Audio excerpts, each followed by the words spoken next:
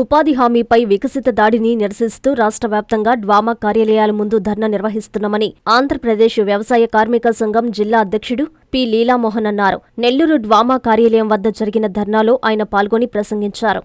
ఈ సందర్భంగా ఆయన మాట్లాడుతూ నరేంద్ర మోదీ ప్రభుత్వం ఉపాధి హామీ పథకాన్ని నీరుగార్చే దిశగా అడుగులు వేస్తున్నారని అన్నారు. ప్రతి కూలీకి 200 రోజులు పని కల్పించాలని, రోజు కూలీ 700గా నిర్ణయించాలని అన్నారు. అనంతరం జిల్లా ప్రధాన కార్యదర్శి నందిపోగు రమణయ్య మాట్లాడారు. గతంలో గ్రామాల నుండి వలసలు నివారించడానికి ఉపాధి హామీ పథకం తీసుకొచ్చారన్నారు. కేంద్ర ప్రభుత్వం ఉపాధి హామీ పథకాన్ని పాత పద్ధతిలోనే అమలు చేయాలన్నారు. లేని పక్షంలో ఉద్యమానికి సిద్ధమన్నారు.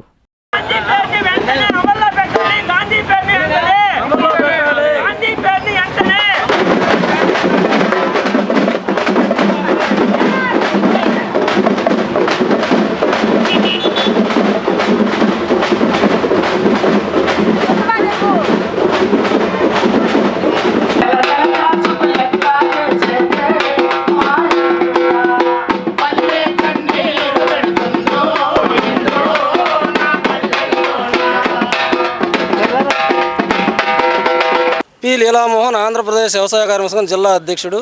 ఇవాళ నరేంద్ర మోడీ ప్రభుత్వం ఉపాధి హామీపై వికసిత దాడిని నిరసిస్తూ రాష్ట్ర వ్యాప్తంగా ఈ నెల 1వ తేదీ నుంచి 8వ తేదీ వరకు అన్ని గ్రామాల్లో కూడా ప్రచార ఆందోళన నిర్వహించి ఉపాధి హామీ కూలీలకు జరుగుతున్నటువంటి నష్టాన్ని వివరించి ఈరోజు రాష్ట్ర వ్యాప్తంగా అన్ని డ్వామా కార్యాలయాల ముందు ధర్నా నిర్వహించడం జరుగుతూ ఉంది. ప్రధానమైనటువంటి మా డిమాండ్స్ ఈరోజు ప్రతి ఉపాధి హామీ కూలీకి కూడా 200 రోజులు పని కల్పించాలి.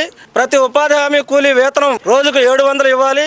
అదేవిధంగా పాత జాతీయ గ్రామీణ ఉపాధి హామీ చట్టాన్ని మాత్రమే కొనసాగించాలి. కొత్తగా తీసుకొచ్చినటువంటి వికసిత భారత్ రామ్జీ చట్టాన్ని వెంటనే రద్దు చేయాలని చెప్పేసి మా ప్రధానమైన డిమాండ్స్. అదేవిధంగా ఇవాళ నరేంద్ర మోడీ, అమిత్ షా ప్రగల్భాలు పలుకుతా ఉన్నారు. మహాత్మా గాంధీ పేరు తీసామని చెప్పేసి కాంగ్రెస్, కమ్యూనిస్టులు గగ్గోలు పెడతా ఉన్నారు.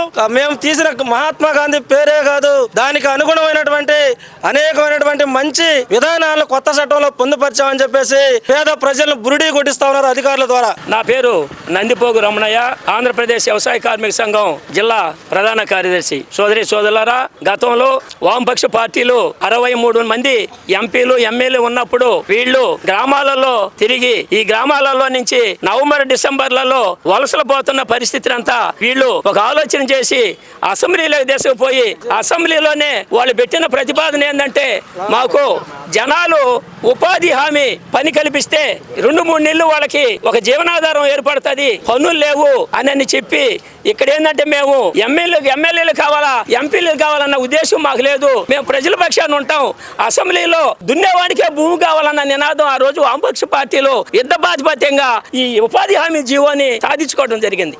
ఈ రోజు కేంద్ర ప్రభుత్వం అంచెలంచెలుగా వాళ్ళకి అంచెలంచెలుగా ఆంక్షలు పెట్టి ఆ ఆంక్షలలో 50 మంది ఉండాలా, 30 మంది ఉండాలా అని ఒక ఆంక్షలు పెట్టి ఈ జీవోని రద్దు చేసేదానికి. ఎందుకంటే ప్రజలు పనికి పోలేరు, వాళ్ళేం ఉపాధి హామీ పనులు కావాలంటున్నారు, పనికి రావటం లేదనని పబ్లిక్ తీసుకొచ్చి ఈ జీవోని నీరుగార్చే పద్ధతులలో ఈరోజు మహాత్మా గాంధీ పేరు కూడా తీసేసే దాంట్లో కీలక పాత్ర వహిస్తుంది ఈరోజు కేంద్ర ప్రభుత్వం. రాష్ట్ర ప్రభుత్వానికి వంతు పలుకుతుంది కేంద్ర ప్రభుత్వం. కాబట్టి ఈ జీవోని అమలు చేయాలా, పాత పద్ధతిలోనే కొనసాగించాలా. కొనసాగించిన దాకా ఆంధ్రప్రదేశ్ వ్యవసాయ కార్మిక సంఘం దీని మీద ఎంత దూరం అయినా సరే ఉద్యమాలు చేసేదానికి సిద్ధంగా ఉందనని ఉంటామనని ఈ సభామూలకంగా నేను తెలియజేస్తున్నాను.